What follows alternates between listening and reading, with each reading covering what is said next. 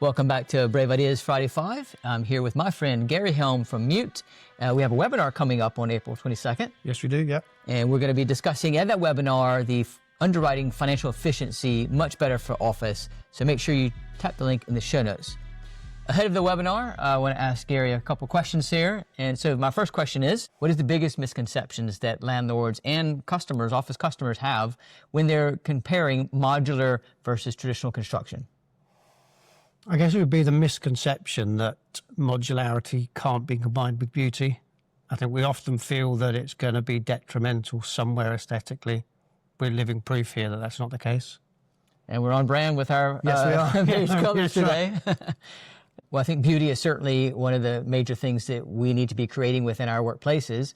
But the next question that comes up for many people is cost. And so when it comes to modularity, how does CapEx compare, not just on day one, but over the lifetime of a workplace?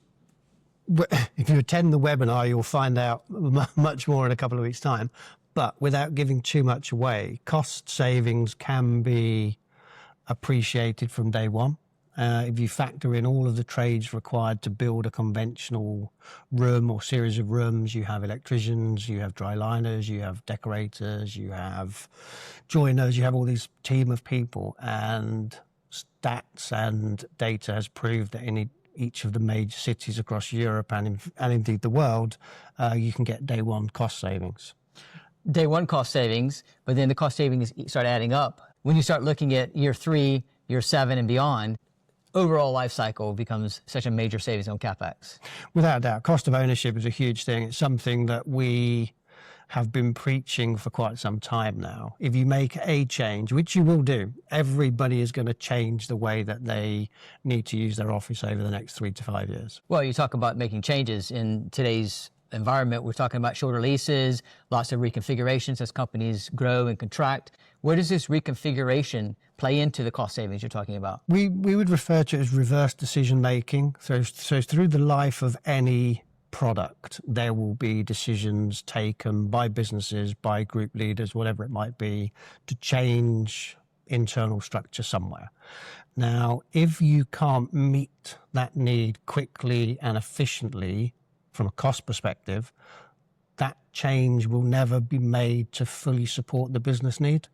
So if you have a need and you can't facilitate that need because of cost or lead time, whatever it might be, your business is suffering as a result of it. Well, it costs to make changes, especially in a traditional lease model where you've built out joinery and you've got walls here and you need to move them over here.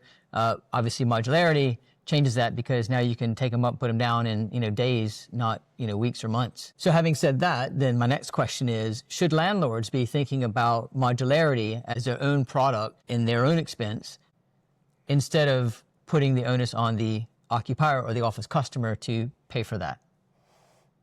I was always taught never to answer a question with a question. However, is it that a modular structure might provide a landlord with an asset rather than a liability? It's a good question, and I imagine we're going to discuss that a little bit in this webinar. It's I can see the benefits of owning it because then you provide it to your customer. When that customer leaves, you can recycle it. It's not another cost. So yeah, you could put margin on top of that. Is there an arbitrage opportunity? Perhaps. Yeah, possibly.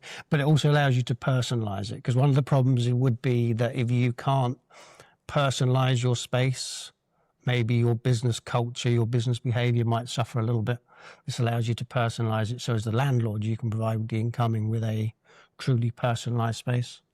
It's certainly an additional service layer that should be on top of what's currently being offered, I think. And to me, it makes sense because now you've got a landlord that's being more sustainable because they're not tearing walls down and throwing it out. They're just recycling a product that was used by somebody for a period of time. So Gary, my last question for you is, if you were advising a landlord right now, what should they be asking about life cycle cost, about flexibility, and about long-term asset value?